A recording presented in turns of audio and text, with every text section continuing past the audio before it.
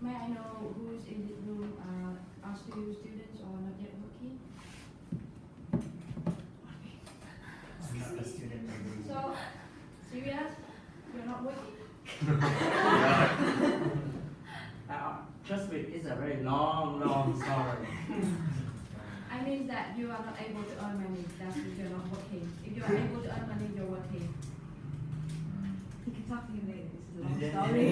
I'm just leaving. Yeah, aside. Okay, for the class 8, so that except for Minh and Thu, we all working. Minh and Thu, my coming sharing might be not relevant to your current situation, but I hope that you can get some takeaway after my sharing. Today I'm going to share with you some my personal view and my personal story about job hopping. Typically, there are two types of working people, employees. The first is the loyal one, and the second is the unloyal or the job hoppers. The loyal one is the one who've been working with an organization for a long time, say several years, more than 10 years. And I myself belong to the first group, which is the loyal one. Some of my friends often ask me that how can you stay with an organization for so long? Well, I have to admit that staying so long with an organization that can make you become lazy to get a new job, lazy to get acquaintance to new working environment, or making friends with new colleagues. But and it may prevent you to get new opportunities to get, say, higher salary or a quicker promotion when you change your job. But I myself still happy with my current job because my organization is a big one. There's many teams, many departments, and I have had chances to rotate to many positions. Every time I rotated, I've been able to learn new things, and that's still being the biggest motivation for me in my job currently and up to now. And the second group is the loyal, or we say the job hopper. They're the one who can constantly change their job without hesitation, regularly. And do you know why once for the loyal or for the person, once we change the job and then we can easily change to another one without hesitation. And do you know the reason why? Change career path. Yeah, but I mean the make up your mind. It's about making up your mind. For example, when I'm with the organization for so long, I've been quite want to be in my comfort zone. But once you go out of the comfort zone, you can easily change your job. And the reason behind that is that I think this idiom is quite sufficient to answering this question is the grass is always greener on the other side. It means that once you change to a new job, you have the chance to make a comparison with the previous one. It means that, let me tell you about a story of my friends. She's an ex-co-worker with me for 7 years. She and I entered the organization at the same time. And she'd been working for the company for 7 years. And then she began to feel like insufficient with the working environment. The work became quite stressful, and after many taking advices from colleagues or many consideration, she decided to quit the job and find a new one that she thinks which is less stressful. And then when she quit the new company for 7 months, she began to feel like, yeah, the new work is less stressful, but the boss is not good, or the working environment is not as good as the previous one. So she decided to change again. And then when she changed to a new one, I think she's been working there. She worked there for around 1 year. Then she began to feel like the new job is the social benefits of the colleagues is not as good as the previous one. And then she made the comparison and she changed again. And currently she's still going to change to another job. And that's the status of we say the job hoppers. And I myself, in my personal view, I think that to be a smart job hoppers, you need to pay attention to two things. The first is that do not regret with your decision. It means that when you want to change a job in order to find a higher salary, make sure that you find a job with higher salary. No choice is perfect because higher salary means higher pressure, and you have to accept that.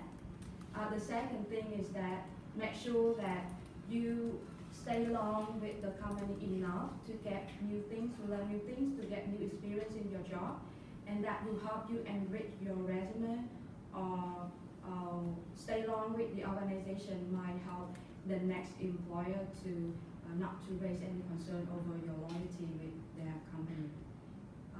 That's my personal view on the job hopping. Thanks for listening.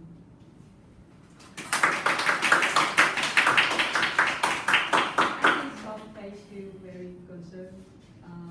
Giang, right? You seem Yeah. very concerned with my topic. Yeah, Okay, yeah, thanks for yeah. Thinking about his job. Moving on. He's thinking about his job. Yeah, his job has to change his job. Okay, thank you Toastmaster Nguyen for a speech about job hopper, and as a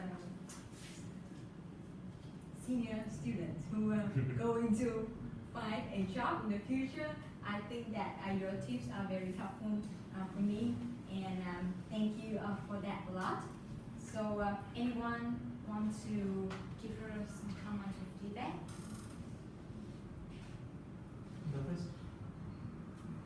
You? Wow, that's fine. Okay, okay. He asked if he could go first. Are you want to go first? And then Sorry for that. he I'll see you later. Phone Sean. Okay, thanks Giang for the speech. Compared to the first speech, when I listened to you about public transportation, right?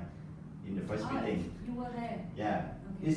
it's a lot of improvement here. You don't need to memorize the speech. You will feel very enjoyable with your speech, and especially now you have a lot of eye contact with the audience compared to the last time. So for your, I think there's something that you can move your speech to the high level next time. But first, sometimes you're careful about how you're using the word. So you have a good words about smart job hoppers. So you don't need to mention about employees. Sometimes this audience say, oh, I'm unloyal. This word have not positive meaning a lot. The next thing, why I make my face is so serious. In the beginning, you should mention about why the audience need to listen to you, why this topic relevant to you. You go straight to the topic, and sometimes we cannot have a time why we need to listen to this girl. So I think this is my compliment for you. Thank you. Thanks, Thank you. Okay. Not good.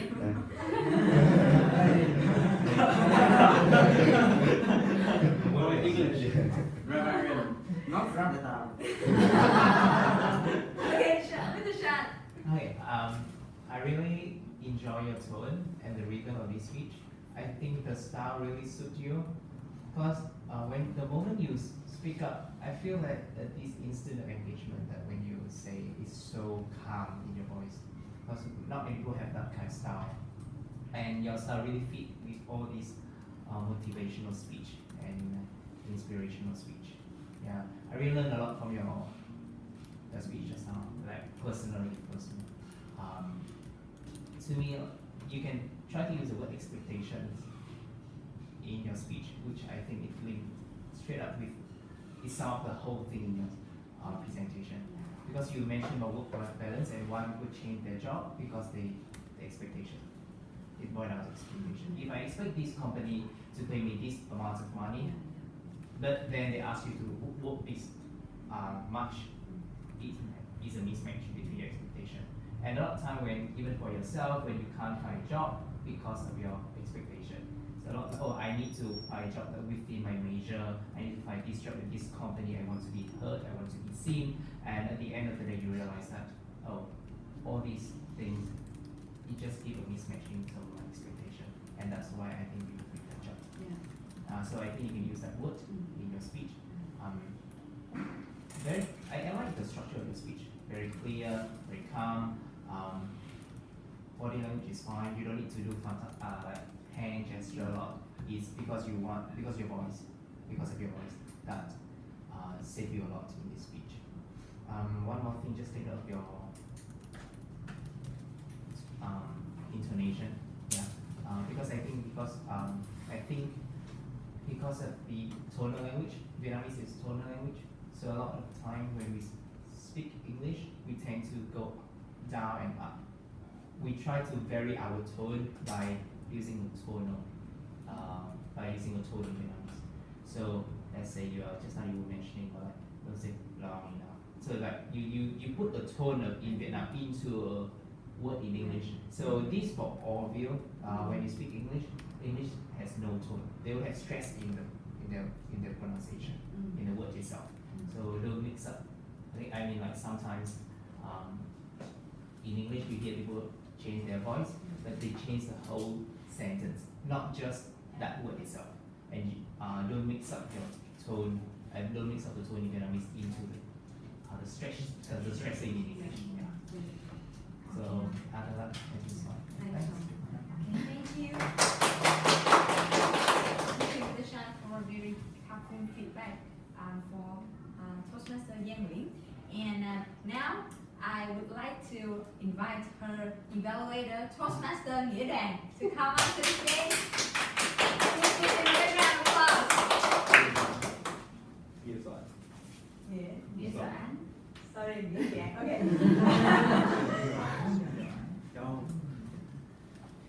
Thank you, Mrs. Giang. I really enjoyed the speech. I think for me personally, I learned a lot from your speech about like whether or not to be loyal to your employer or to just job hopping around. Because I just graduated from college and in my first job right now. So like Mr. Kang mentioned, I really like your stories about how you are being loyal to your employer, but your friend was being a job hopper because she was stressful. I think it's very relatable and it makes your points a lot stronger. I like how you point out the pros and cons in each situation about when you are in the job with one employer for too long, you will get lazy, but you will learn a lot through the rotation and stuff. And then when you job hopping around, you do not learn enough in one job and you will live in constant stressful situations. The second thing is your body language. I agree with Sean that I think you have very strong body language. I like that you are smiling all the time and you have very bright smile. And it shows that you are very confident and very comfortable on stage. I like your hand gestures. When you are talking about like changing job or like rotation, I really like that. I have two recommendations for you. So, like Sean mentioned, I think your speed helped you to get the engagement from the audience. However, for me personally, there were like a lot of words throwing you at like very high speed.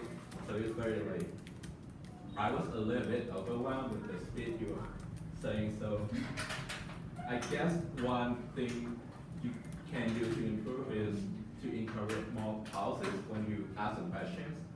So the audience have more time to reflect upon what you just said and more time to think about that. And the second thing I wanted to recommend is I really like your stories like I mentioned, but I think it will be so much stronger if you have like a conclusion at the end. Because like there's a lot of lessons in each story, but I don't think you concluded like what we should learn from the stories.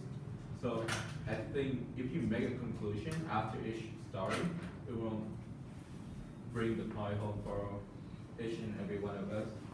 But overall, I really enjoyed your speech and congratulations. Thank you. Okay. Thank you. Thank you.